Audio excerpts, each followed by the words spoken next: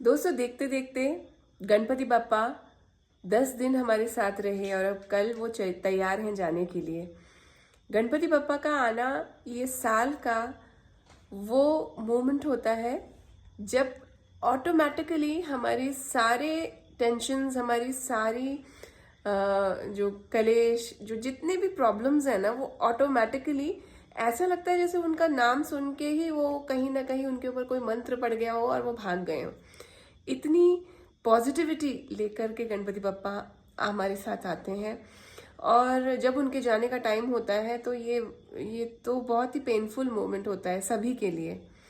तो कल अनंत चतुर्दशी है और अनंत चतुर्दशी पे गणपति बप्पा का विसर्जन ये सभी लोग करेंगे।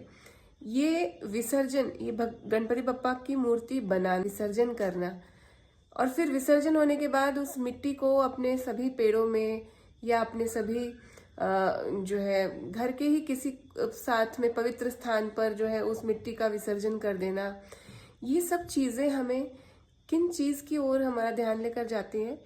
इस संसार की जो साइकिल है, तो वो साइकिल के प्रति हमें ना बार बार जागरूक करती है, क्योंकि जो इमोशनल कनेक्ट हमारी बन जाती है उस पर्टिकुलर मूर्ति से, बप्पा के प्रेजेंस की, उस बप्पा के प्रेजेंस में हमारे मज़े जो हम रोज़ नए नए प्रसाद, नए नए एंजॉयमेंट जो करते हैं, जो ढोल बजाकर एंजॉय करते हैं, ये सब चीज़ों की जो हमको एक आदत पड़ गई होती है अचानक, तो वो एक कहीं ना कहीं चली जाने वाली है। तो इस चीज़ का एक रिमाइंडर, ये जो दिलाने वाला ये जो ओकेजन होता है अनंत चतुर्दशी का, ऐसा कहते हैं कि अनंत चतुर्दशी के दिन पानी ज़रूर बरसता है, क्योंकि उस दिन सभी भक्त लोग जो है वो उनके आंखों से जैसे आंसू बरस रहे होते हैं, वैसे ही आकाश से बारिश होती है। ऐसा बोलते हैं, हर साल मैंने भी देखा है अनंत चतुर्दशी के दिन ज़रूर बारिश होती है। तो अनंत चतुर्दशी पर बप्पा का ये जो फिजिकल फॉर्म का जो एक जाना, ये हम लोगों को इस बात का याद दिलाता है कि हमें भी एक दिन जाना है।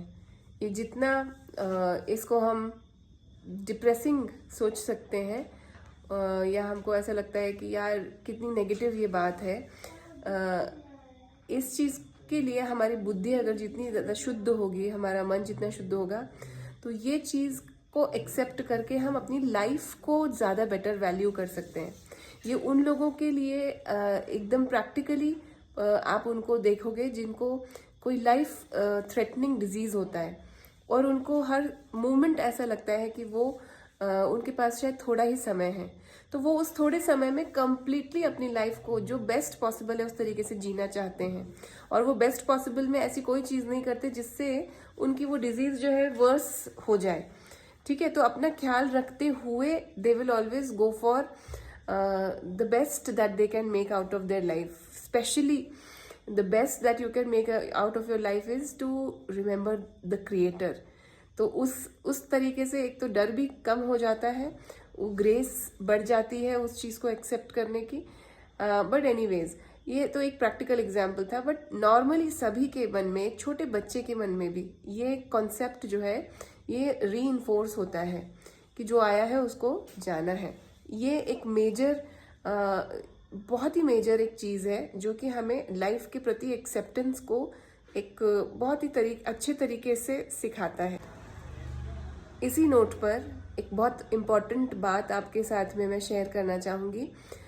जो व्यक्ति अपने शास्त्रों को, धर्म को, सनातन धर्म को हृदय से मानते हैं, वो गणपति बप्पा की मूर्ति हमेशा मिट्टी की और शुद्ध, तो जो है लाल मिट्टी, काली मिट्टी, इन सबको माना जाता है। बट इसके अलावा शाडू माटी जो होती है, जो बिल्कुल चिकनी मिट्टी होती है, वो भी उसका भी अगर बनाया जाए मिट्टी का गणपति, तो वो ही सबसे पवित्र माना जाता है। इसके अलावा धातुओं के जो गणपति होते हैं ये भी बहुत पवित्र माने जाते हैं।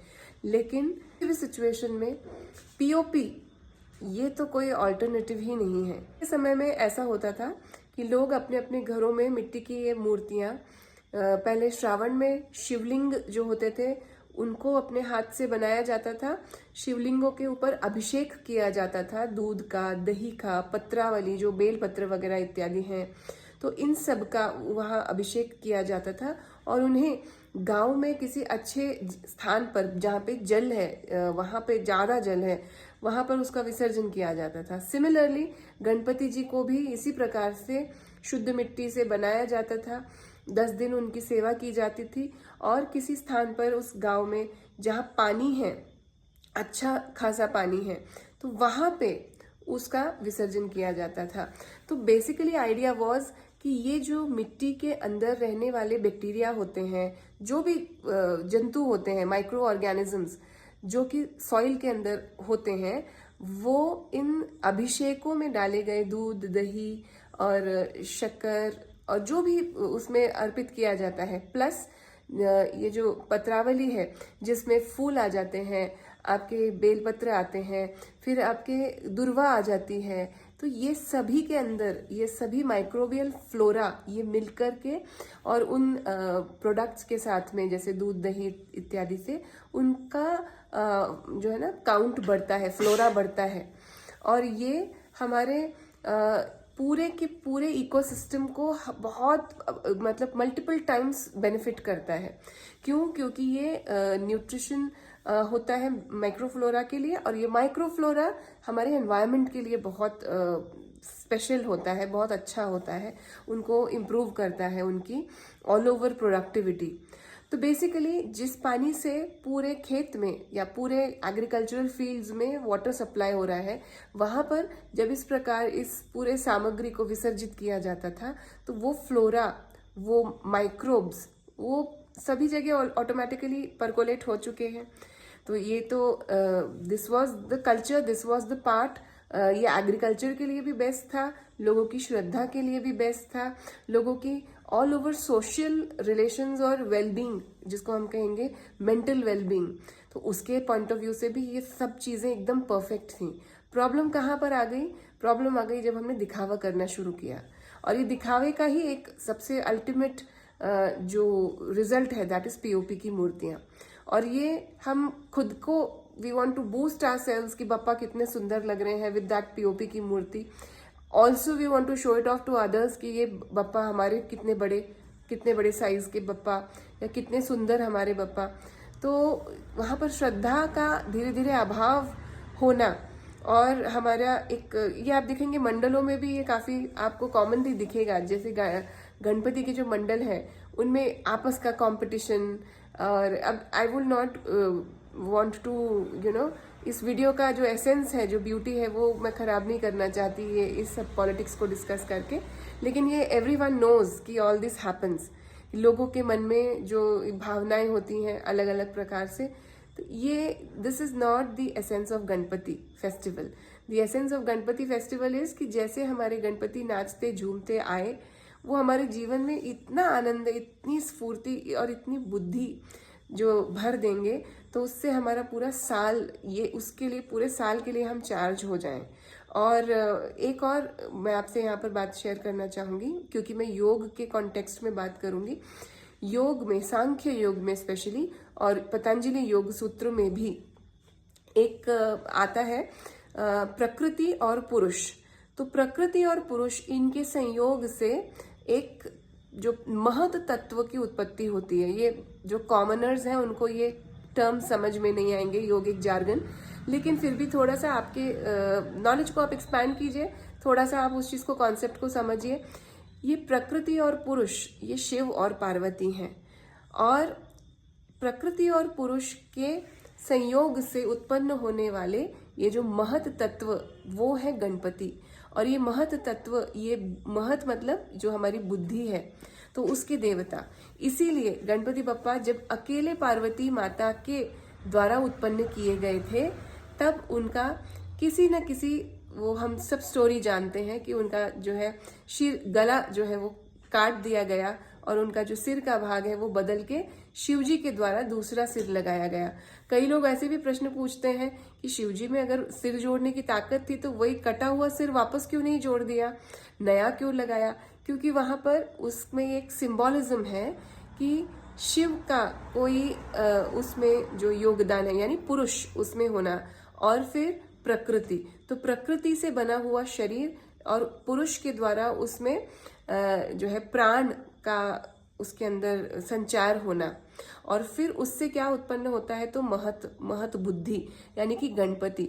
और ये गणपति के द्वारा फिर आगे जितनी भी ये इसमें श्रृंखला महत तत्व से आगे की चीजें बनती हैं, अहम से जो पंच महाभूत इत्यादि, ये सब चीजें जो जहां तक पूरी ये फ्लो चार्ट जाता है। तो ये टेक्निकल चीजें सिर्फ योगा जिन्होंने स्टडी किया है उनको समझ में आएगी, बट जनरली सबके लिए ये स्टोरी आती है, सब बच्चों को बड़ी इंटरेस्टिंग लगती है। और ये उनका गला काट दिया, फिर वापस लगा दिया, फिर उनको एलिफेंट नेक लगा दिया इत्यादि। तो ये सब चीजें जानना, इन सब चीजों को एक्सप्लोर करना और इनके प्रति श्रद्धा रखना, अपने लाइफ में उससे ब्यूटी को एनहांस कर लेना, यही गणपति फेस्टिवल का पूरा एसेंस है। तो आप सभी को गणपति बप्पा के बहुत बहुत आशीर्वाद प्राप्त हो, और उस मोमेंट पे जब आप गणपति बप्पा से जुदा हो रहे हो, उस मोमेंट पे बप्पा ही आपको और मुझको, हम सबको वो स्ट्रेंथ दें कि हम अपने आप को उनके एसेंस में डुबा दें, ताकि हम उनके फिजिकल प्रेजेंस को मिस ना करें। तो happy Ganesh Chaturthi and happy Anant Chaturdashi to everyone. धन्यवाद, नमस्कार।